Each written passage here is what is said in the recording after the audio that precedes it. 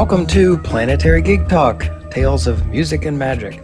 I'm your host, Jefferson Glassy, Chief Spiritual Dude of the Planetary Gig Society, whose mission is creating unity through music. But as I like to say, making connections through music with the intention of bringing peace. And today I am still stuck in Studio One, the worldwide headquarters of the Planetary Gig Society, but connected by Zoom all across the Atlantic Ocean to Amsterdam to a person who Jack Julian introduced me to, who I met Jack at Wooten Woods. And Peter de Koning is here to talk about music and a new project that he has going on. Peter, thanks so much for taking the time to talk with us today. Thank you for having me. So you are in Amsterdam, and you've been playing music for a while in your life. When did music come into your life, and what are you currently doing now, and how did music tap you on your shoulder and decide to do something with you? I pretty much guess it must be be around age 6 that I started to tap on the table. I'm one of those guys, which got me a drum kit from my parents at 8, which is when I started to get lessons in drums. And shortly after, I joined the marching band scene. I guess you're familiar with marching band, drum corps. Yes. It's been my passion throughout my teens until age 23, I guess. So I played a lot of drums and cymbals and marimba and other percussion. Always combined with playing the drums, just in my home basement. And another thing that might be that's also related to what I'm doing now, or at least my path towards what I'm doing now, is that I grew up in church, and that there's a strong connection between music and church, of course. Mm-hmm. I'm not in church anymore, but I went a spiritual path later in my teens and early 20s, which wasn't connected to music so much. But these days it is, with my current project, Live Earth 2020. I guess we'll get to that later. Yeah, that sounds like a really cool project, Live Earth 2020. We'll keep the listeners on the edge of their seats for another minute or two. So, yeah, I always thought that marching bands, wow, how do you march and turn and twist and play music at the same time? You got to really be, your brain has to be firing on all cylinders, I guess. But you really had a passion for it, huh? I definitely did. It is being in tune with your body and mind. I think as a drummer, since you use already the 4 limbs, it's easy to march. But there's some tough stuff going on, and I joined the drum corps, drum and bugle corps scene later, and we did a little tour in the US.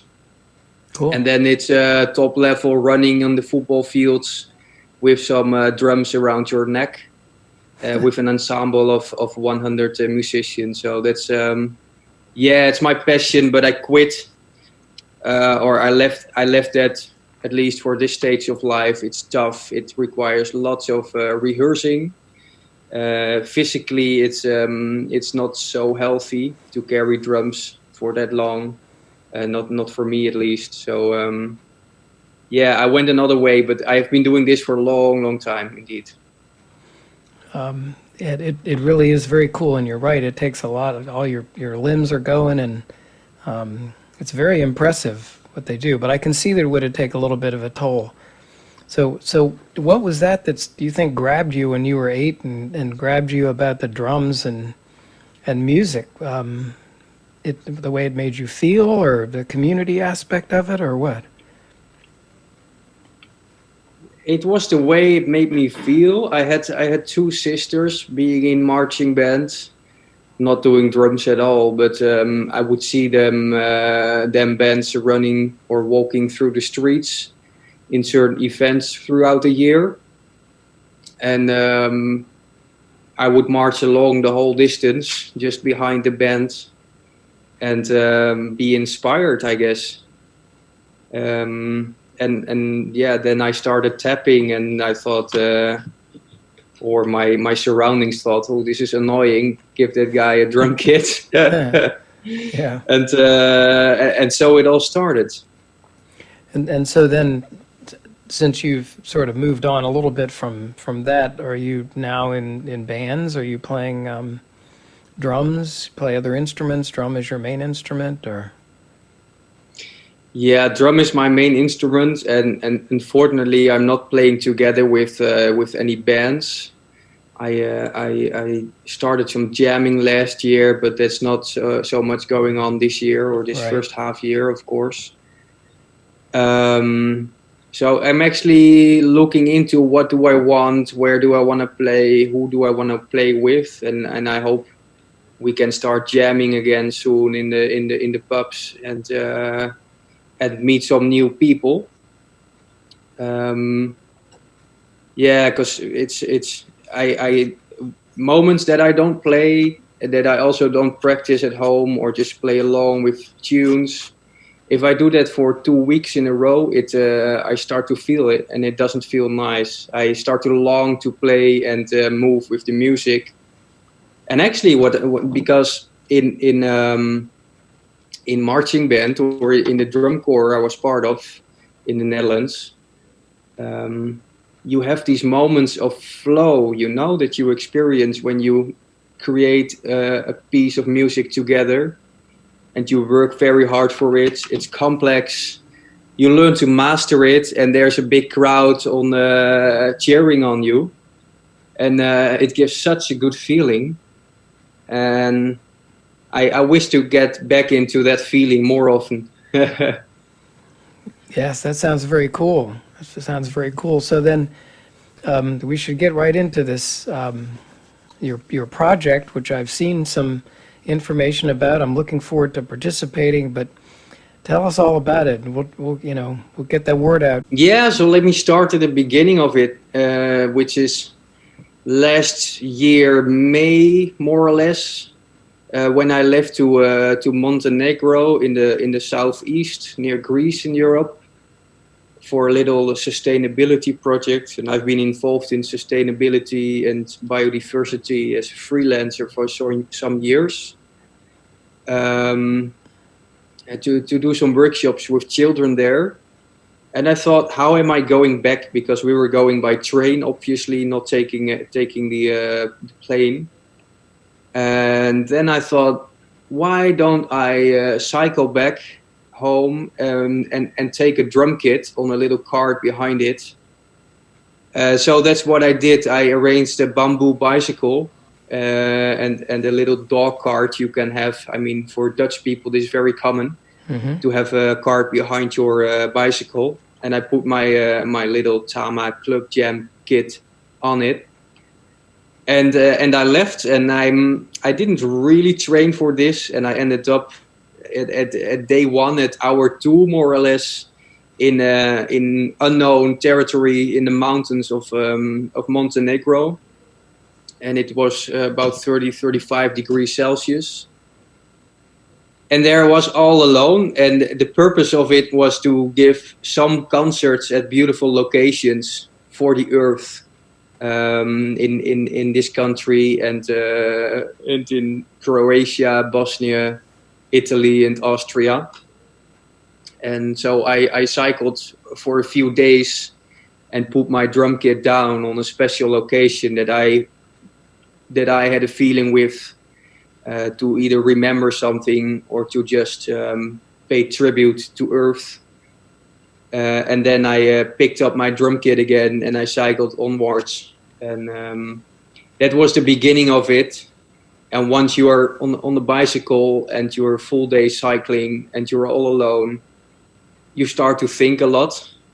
At least parts of the day. And that's where this concept came alive, live Earth.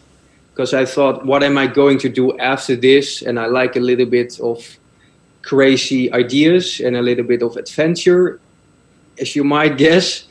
Um, and so I thought, why not organize next year a similar thing, which is a concert for Earth, really to pay tribute to Earth and not anything else, because there were no people in my little concerts that I did. Every now and then someone passed by and thought that I was giving a gig on the street and dropped a penny. But that was not the purpose, so it was welcome though. And so here we are, and in the last year I started building on Live Earth 2020 is what I started calling it, which is a global concert and ceremony for the Earth. It's so amazing, Peter. It's so great. We certainly, there's more to talk about and how people can participate. But so just to get the picture, you were on your bike with your drum kit in the back, and you would drive your bike on your way home, basically, and it was going to take a while. And if you saw a nice place or that felt like it was the right place, you would just get your drum kit out and make some music for the earth on behalf of the earth or in gratitude for the earth. Yeah, basically, it is listening to the earth and responding to the earth with my performance in that case. And I planned those places a little bit. I went, for example, to Bosnia Herzegovina, where there was a war in the 90s, and many people were killed, an ethnic conflict. So I tried to play on the historical bridge in the city of Mostar, but I in the end I played on another bridge across of it, and then with the while playing, remembering those who died and those who suffered from that conflict, from that war, and the genocide that was connected to it, which was also related in some way to the Dutch government and the Dutch army. So I felt a relation with that place because of that, and decided to do a little ceremony with my own performance for that. And another one was in Venice. I went to Venice next to the Biennale di Venezia, which was themed "May you live in interesting times." I guess it still applies. And there I remembered, or I addressed basically those people who drown in the Mediterranean because they search for a better life in Europe, and thinking about the sea level rise due to climate change. And so it's very big themes. It's very much spiritual, I think. And I listened to your podcast you recorded once before with Victor Wooten, because I know him from back in the day where he used to play with some of the greatest drummers, and that would greatly inspire me. I mean, I don't know anything about guitar, not so much, but I saw Victor crossing his arms over that guitar like crazy. But what he says, and I didn't read his book, and thank you for the recommendation, because I think I should. But he's talking about the intention you put in playing, and that's also for playing, just playing music. But in it is also spiritually connected. If you play and you think about something and you truly believe that, or you truly honor Earth or honor victims of a war, it actually means a lot, and it does a lot. I believe in the energy field, and I hope that Spirit or Mother Earth, or how you like to call it, God, is grateful for that in some way, and that's why we do Live Earth. To honor Earth, Spirit, and God. hoping that it will be appreciated in these times where we also cause a lot of destruction. Yeah, man, boy, you're really hitting on something, because humans have spread across the planet and caused immense amounts of destruction. And I mean, the idea that we should, be thankful for the earth, but also sort of pay homage and maybe respects and apologize or whatever, you know, to try to maybe heal some of what's gone on. What you've been talking about is very, really profound, I think, and needed and important. So, how can people participate in this? What is your? I mean, talk a little bit. I know you have a website, and when is it coming up? And what can people to do? What is your vision for this?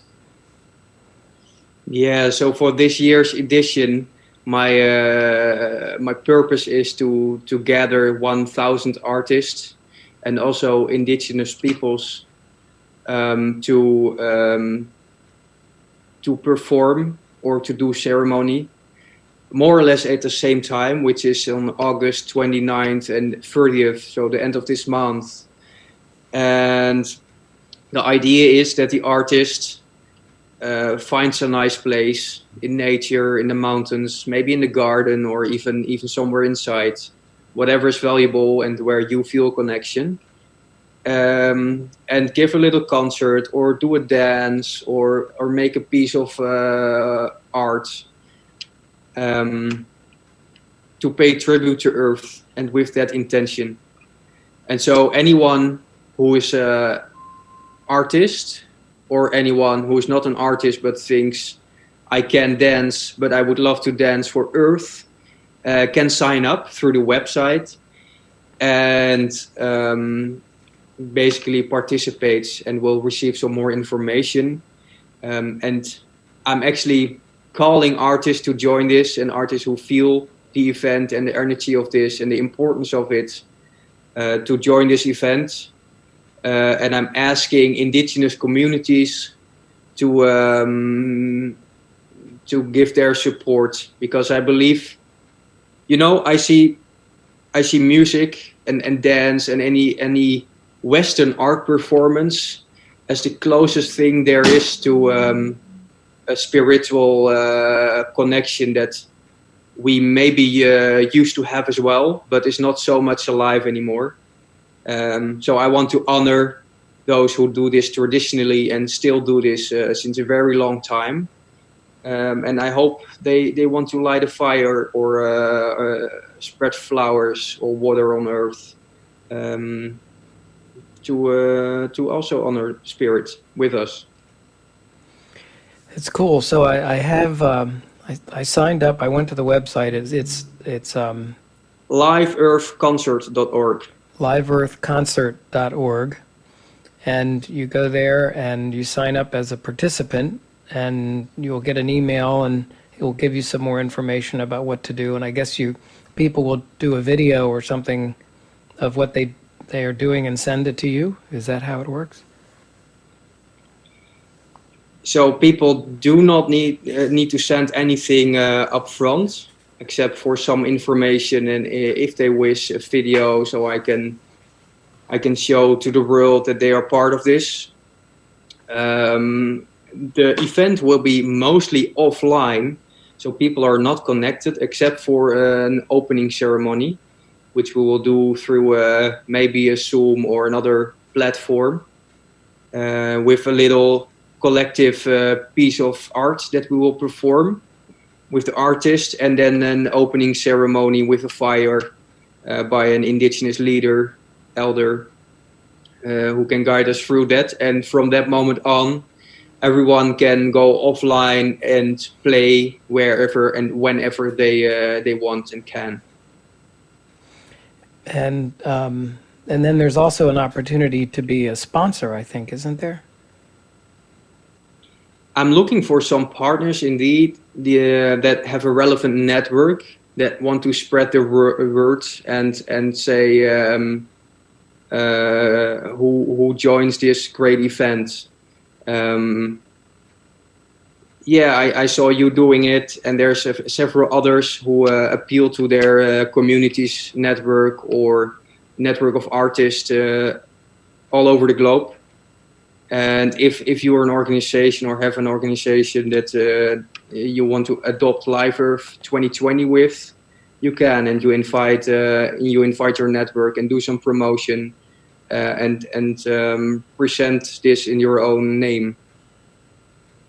But I think you also said you weren't really looking, I mean, your main purpose was not fundraising. You're not looking for funds in particular. You're just looking for people and organizations to sort of spread the word and participate, encourage people to participate. Yeah, exactly. I deliberately decided not to work with any funding because it distracts a little bit often of the maybe in this case the sacredness of the event that I hope to achieve. Because I think if I'd work with funds, I would have to pay people. I could only pay a certain amount of people, so I'd have to choose to do that. We would invest in branding, or maybe even a fundraising like Live 8 in 1985. But then you focus on one specific cause, and I didn't want to do that. I want to have it as much as possible holistic and serving Mother Earth as a whole. And that's why there's no need for any funding, and there's only people who donate their time and invest in this from their heart fully. But I do admit it's jealousing, and if there will be lots of funds, maybe for another edition in the future, we could pay. I don't know which big band you would like to see, Jefferson. Maybe Victor Wooten or Dave Matthews Band. I would love to them to join, but then usually you have to pay a little bit.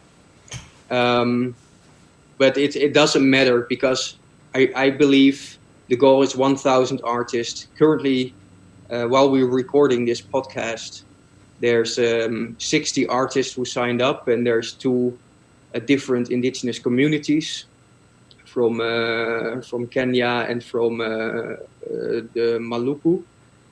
And if we don't reach 1,000, I don't believe anyone, or at least not the spirit, is going to be mad or less pleased. I think that's great. I think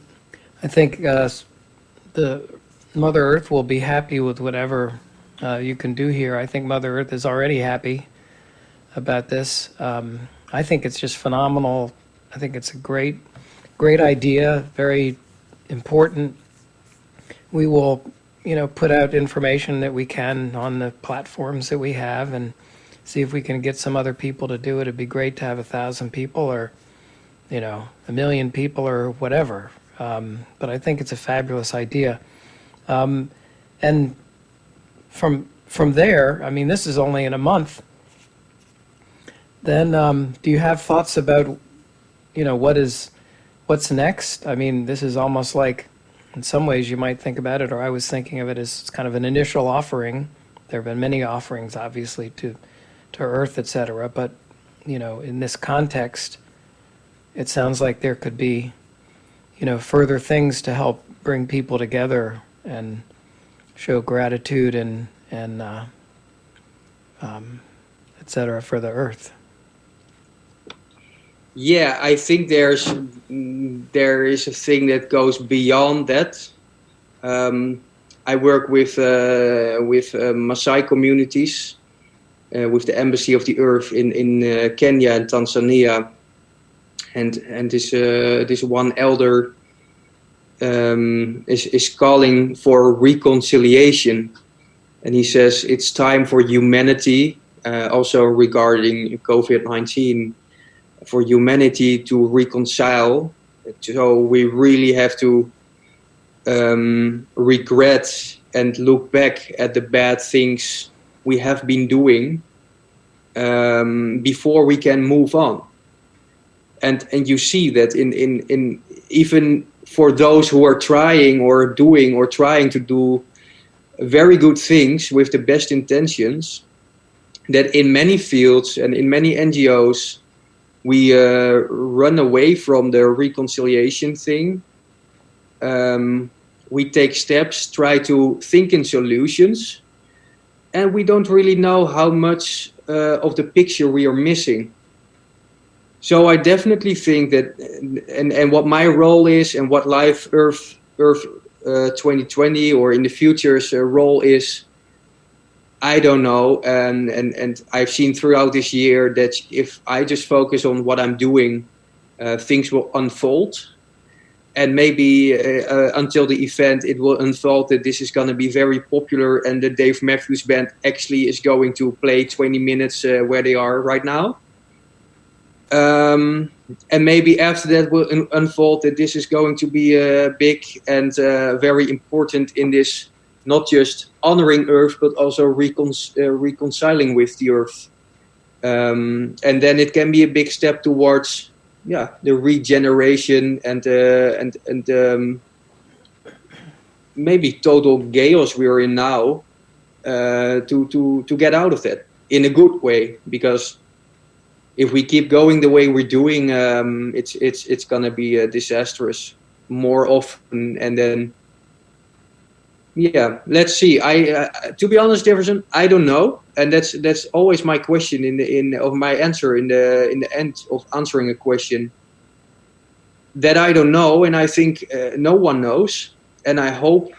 And I do believe that, what we do, what you do also with Planetary Gig Society and creating peace through musical connection, it's definitely a very, very important aspect. Is it the thing that we need to do, or is it a collection of many things? I bet the last one, but especially in our Western cultures, we should pay more attention to the artists and the freedom thinkers that can do more than anyone who has an engineering degree or whatever degree in university. Boy, right on. I think that's exactly right. You hit the nail on the head.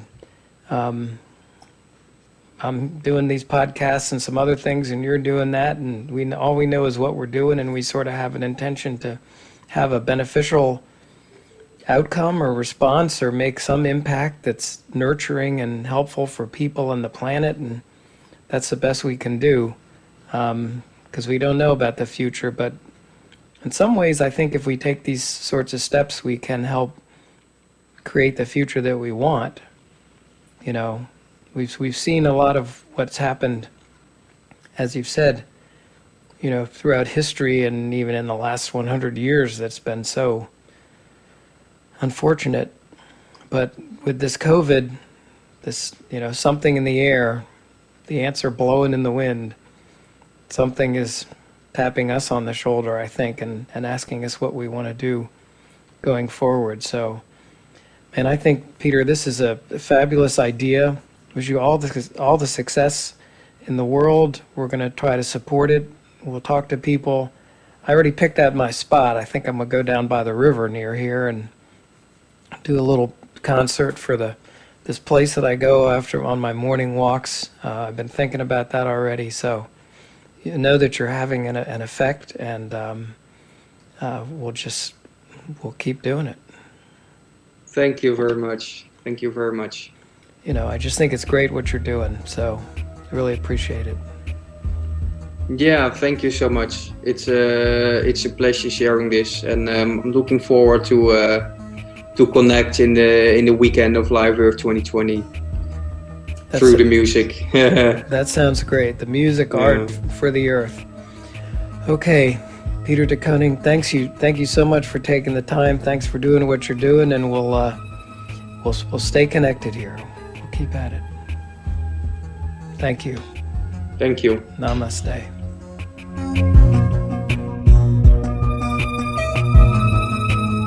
You've been listening to Planetary Gig Talk, Tales of Music and Magic. I'm your host, Jefferson Glassy, Chief Spiritual Dude of the Planetary Gig Society. We talk with musicians and others about the power of music and how we can use music to help create a better world.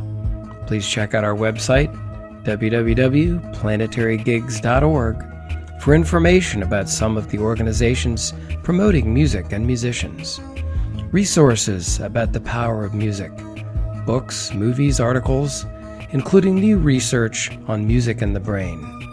We welcome your support. The Planetary Gig Society is a Section 501c3 charitable organization, and you can donate on the website. You also can receive a free email signature block demonstrating your support for Planetary Gig Society. Please follow us on Twitter, Instagram, and Facebook at Planetary Gigs. And we want to thank fabulous musician and teacher Eric Weinberg of Little Eric Studios for the Planetary Gig Talk music titled Chill Kid, It's Saul. So please check out Planetary Gig Talk on iTunes, Google Play, and Stitcher. Subscribe and hear all the upcoming episodes. Thanks very much.